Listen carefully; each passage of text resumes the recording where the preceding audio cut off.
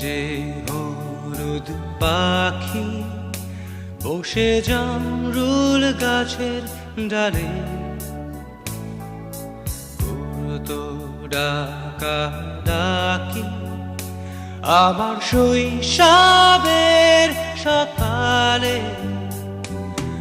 একদিন গেল রে, জানি না কোন